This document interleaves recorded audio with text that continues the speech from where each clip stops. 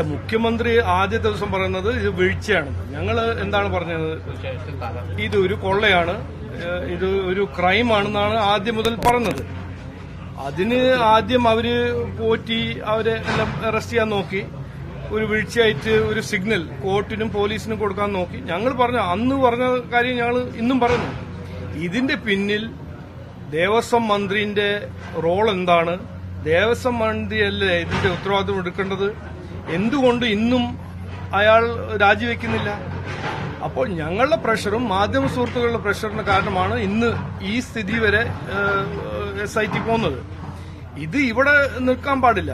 ഇത് കൃത്യമായി political leadership ഇതിന്റെ പിന്നിൽ ആരാണെന്ന് അത് കൃത്യമായി നമ്മൾ ജനങ്ങൾ ആവശ്യമാണത്. ഇത് ആരാണ് ഇതിന്റെ പിന്നിൽ, ആരാണ് ഇതിനെ സഹായിച്ചത്, ഇതെല്ലാം കണ്ടുപിടിക്കാൻ SIT ചെയ്യാൻ പറ്റില്ലെങ്കിൽ ഒരു സെൻട്രൽ ഇൻവെസ്റ്റിഗേറ്റീവ് ഏജൻസി ഇതിന്റെ അന്വേഷണം നടത്തണമെന്ന് ഞങ്ങൾ ആദ്യം പറഞ്ഞതാണ്. നോക്കൂ, ഇതില് ആർക്കും ഒരു സംശയമില്ല. ആദ്യത്തെ ദിവസം മുതൽ സാധാരണ ഒരു വിശ്വാസിയോട് ചോദിച്ചാൽ, അല്ലെങ്കിൽ സാധാരണ മലയാളിയോട് ചോദിച്ചാൽ, ഈ സർക്കാർ പിണറായി വിജയന്റെ സർക്കാരല്ലേ? ഒരു ഈച്ചയും സർക്കാരിന്റെ അനുവാദം ഇല്ലാണ്ട് ചെയ്യാൻ കഴിയില്ല. ഒരു പേപ്പറും ഫയലും മൂവ് ചെയ്യാൻ പറ്റാത്ത ഒരു ഗവൺമെന്റ് അല്ലേ? എന്നിട്ടാണ് 4.5 കിലോ സ്വർണം ശബരിമലയിൽ നിന്ന് തട്ടിക്കൊണ്ടുവന്നു.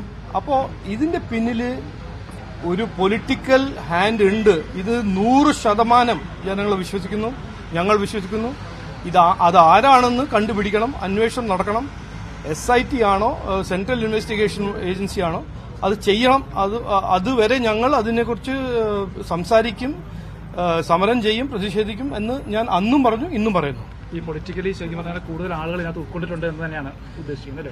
അല്ല, നോക്കൂ, ഇത് ഒരു സാമാന്യ ബുദ്ധിയായിട്ട് ഒരു സാധാരണ മനുഷ്യൻ ഇങ്ങനെ ഇതിനെ ആലോചിക്കുമ്പോൾ ഇത് പിണറായി വിജയന്റെ സർക്കാരാണ്, CPMന്റെ സർക്കാരാണ്. ഇവിടെ ഈ സർക്കാരിൽ പിണറായി വിജയൻ വിചാരിക്കാണ്ടേയും ആലോചിക്കാണ്ടേയും എന്തെങ്കിലും നടക്കുമോ? നിങ്ങളെന്ന് ചോദിച്ചു നോക്കൂ. ചെയ്യോ ആരെങ്കിലും? അങ്ങനെ ധൈര്യം ഉണ്ടോ ഈ സർക്കാരിൽ? ഇല്ല. അപ്പോ ഇതെല്ലാം പ്ലാൻഡ് ഒരു അറ്റംപ്റ്റ് ആണ്, പ്ലാൻഡ് കോൺസ്പിറസിയാണ്.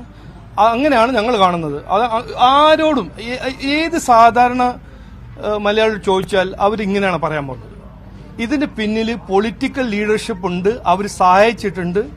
ഈ ഒരു അഴിമതി രാഷ്ട്രീയം അതിന്റെ പിന്നിലുണ്ട്, ഒരു പൊളിറ്റിക്കൽ കറപ്ഷൻ ആണെന്നാണ് ഞങ്ങൾ ഇന്നും അവതരിപ്പിക്കുന്നതെന്ന് പറയുന്നത്. ഈ പത്തനംതിട്ട ജില്ലാ കമ്മിറ്റി അംഗം തന്നെ അറസ്റ്റിലായ സാഹചര്യത്തിൽ ഇപ്പോൾ തെരഞ്ഞെടുപ്പൊക്കെ നിൽക്കുവാണല്ലോ, സ്വാഭാവികമായിട്ട് ചർച്ചാ വിഷയമാകും.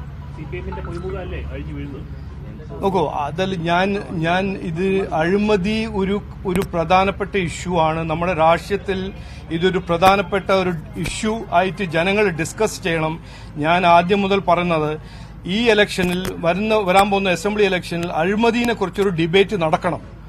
ഇത് അഴിമതി എന്ന് പറഞ്ഞാൽ ഒരു വിക്ടിംലെസ് ക്രൈം ഒന്നുമല്ല, ജനങ്ങളെ ബാധിക്കുന്ന ഒരു ഇഷ്യൂ ആണ്. ഇങ്ങനെ ഈ അമ്പലത്തിൽ നിന്ന് സ്വർണം കൊള്ള ചെയ്യാൻ ധൈര്യമുണ്ടെങ്കിൽ പിന്നെ എന്തെല്ലാം അവർ ചെയ്യുന്നുണ്ടെന്ന് നമുക്ക് തന്നെ മനസ്സിലാവാൻ ഒരു കഴിയില്ല. അപ്പോൾ അഴിമതി, ഈ രാഷ്ട്രീയ അഴിമതി നിർത്തണം. ഞങ്ങൾ പറയുന്നത് എന്താണ്? ഈ ലോക്കൽ ബോഡി ഇലക്ഷനിൽ ഞങ്ങളൊരു ഉറപ്പ്, ഞങ്ങൾ തരുന്ന ഒരു ഗ്യാരണ്ടി എന്ന് പറഞ്ഞാൽ അഴിമതി രഹിത ഭരണം. 11 കൊല്ലം നരേന്ദ്രമോദിജി കാണിച്ചു തന്നിട്ടുണ്ട്. അഴിമതി രഹിത ഭരണം ചെയ്യാൻ കഴിയും. ചെയ്യാൻ ആ കഴിവും താല്പര്യമുള്ള ഒരൊറ്റ പാർട്ടിയാണ് BJP NDA.